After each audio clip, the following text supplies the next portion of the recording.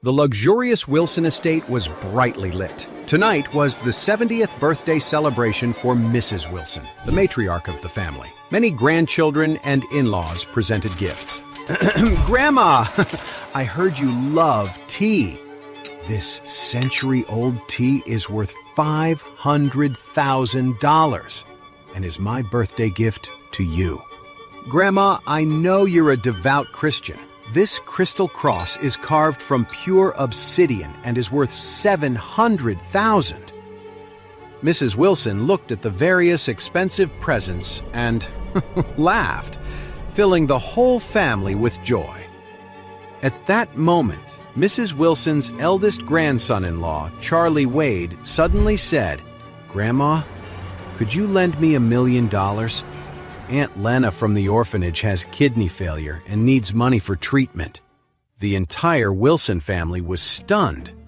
Everyone stared at Charlie in disbelief. Was this live-in son-in-law out of his mind? It was Mrs. Wilson's birthday. Not only had he not prepared any gifts, but he even dared to ask her to lend him $1 million?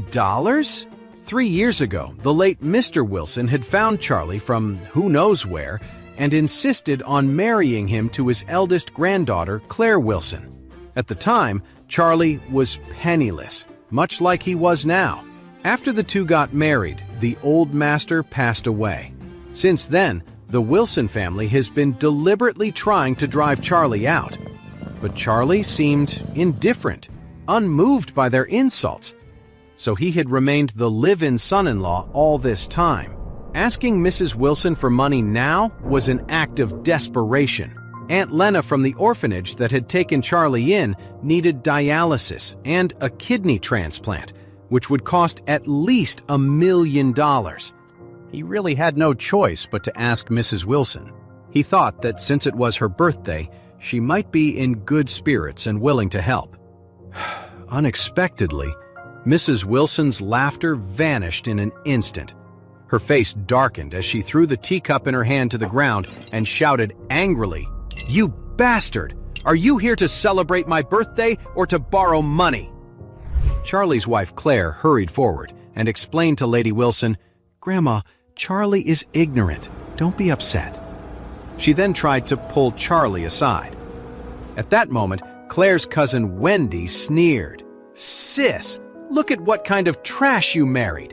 Gerald and I just got engaged, and he already gave Grandma an obsidian cross." "It's hilarious your husband didn't bring any gifts and still has the nerve to ask Grandma for money." "Exactly, Charlie, my man. We're both son-in-laws of the Wilson family." As the eldest, you're a real failure," remarked Gerald White, Wendy's fiancé and the young heir of a wealthy local family. Although Gerald was about to marry Wendy, he felt her looks paled in comparison to Charlie's wife, Claire. Claire was a renowned beauty in Oris Hill, but seeing her married to this worthless, broke man really irritated Gerald. "This kind of trash should be kicked out of our family as soon as possible. Yeah, he's completely ruined the Wilson reputation. I bet borrowing money is just an excuse. He really wants to purposely ruin Lady Wilson's birthday celebration." Charlie couldn't help clenching his fists as the entire Wilson clan targeted and insulted him. If not for his savior's medical expenses, he would have turned and left this gaudy, fake place. However, remembering his late father's teachings to always repay kindness, he suppressed the humiliation and said to Mrs. Wilson, "Grandma, saving a life is more virtuous than any gift. Please show mercy." Someone snorted coldly. "Wade, quit trying to guilt-trip Grandma. If you want to save someone, figure it out yourself. Don't make Grandma pay for your hero complex. Who do you think you are?" It was Wendy's brother, Harold. The siblings always resented Claire for outshining them and loved seizing chances to mock Charlie. Claire said, "Grandma, Charlie lost his dad at 8. Aunt Lena from the orphanage raised him. He just wants to repay her kindness. Please help him." Mrs. Wilson replied darkly. Help him? Fine, but only if you divorce him and marry Mr. Jones. Do that, and I'll give him $1 million immediately. She was referring to Wendell Jones, who had been pursuing Claire.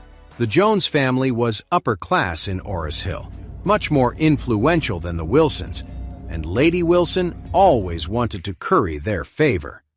Just then, the butler ran in, announcing loudly, Mr. Jones sent a birthday present, a turquoise amulet worth $3 million. Mrs. Wilson was overjoyed and blurted out, Bring it here quickly, let me see. The butler immediately handed over a stunning turquoise amulet. Everyone present gasped in amazement. The amulet was a vivid shade of blue-green, crystal clear without any impurities, and looked like a genuine top-quality piece.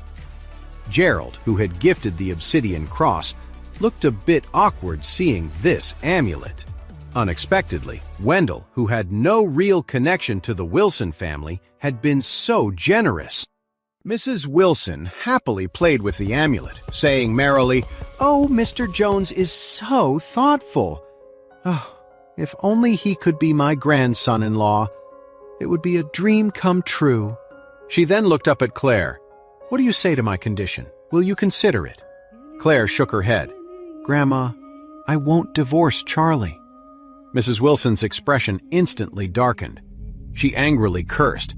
Don't give me that attitude. You insist on clinging to this trash. Get him out of my sight. He's not allowed at my birthday banquet. Charlie was completely disappointed. He had no desire to stay with the Wilsons any longer. He said to Claire, I'm going to the hospital to check on Aunt Lena. Claire hurriedly replied, Then I'll come with you.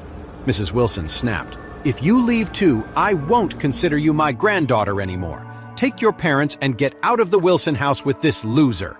Claire looked startled, not expecting such harsh words from Lady Wilson. Charlie quickly said, You stay. Don't worry about me. Before Claire could respond, he turned and walked out. Harold laughed behind him. Oh, my dear brother-in-law, you're leaving hungry. Are you going to beg on the streets for dinner? Don't completely ruin our family's reputation. Here, I've got a coin. You can buy a sandwich to eat. He took out a coin and threw it at Charlie's feet. The entire Wilson family burst into laughter. Charlie gritted his teeth and left without looking back. Rushing to the hospital, Charlie immediately went to the billing office, wanting to inform them that the payment for Aunt Lena's medical expenses would be delayed by another 2 days. However, when he asked the nurse, Charlie was suddenly told that Aunt Lena had been transferred overnight to the best hospital in Eastcliff. Shocked, he hurriedly asked, How much does it cost? I'll find a way to pay. The nurse replied, A total of $3 million is needed. $1 million has been paid, but there's still a gap of $2 million. It's due in a week. Who paid the first $1 million? Charlie asked. The nurse shook her head. I don't know. As Charlie was trying to figure it out, he turned and saw a man in a black suit with gray hair, about 50 years old, standing behind him. The man bowed and said, Young master, you have suffered for so many years. Charlie frowned, his demeanor changing. He asked, Are you Stephen Thompson? The man replied, Mr. Wade, you still remember me? Charlie's expression froze. He murmured, Of course I remember. I remember every one of you. Back then, you forced my parents to take me and flee Eastcliff. During that time, they died unexpectedly, and I became an orphan. So why are you looking for me now? Stephen said remorsefully, Young master, when your father passed away, Mr. Wade was also extremely sad. He's been searching for you all these years. Now that we've found you, he wants you to come back with me. Charlie said, You can go. I will never see him again in my life. Stephen asked, Young master, do you still blame Mr. Wade? Of course, Charlie replied, emphasizing each word. I will never forgive him as long as I live. Stephen sighs. Before I came, Mr. Wade said you might not forgive him. At least he's self-aware, Charlie scoffed. Stephen continued. Mr. Wade knows you've suffered over the years. He wants to compensate you. If you don't want to return, he'll buy the largest company in Oris Hill and give it to you. He also asked me to give you this card. The password is your birthday. He handed over a platinum card. Mr. Wade, there are only 5 such cards in the country. Charlie shook his head. Take it away. I don't want it. Stephen pressed. Mr. Wade, for Miss Lena, you still have a shortfall of $2 million in medical expenses. If you fail to pay, her life may be in danger. Charlie frowned. Are you deliberately trying to manipulate me? Stephen quickly said, I wouldn't dare. If you accept this card, it will be more than enough to pay the medical expenses. Charlie asked, how much money is on this card? Mr. Wade said this card is just a little pocket money for you, not much. It has a total of $10 billion.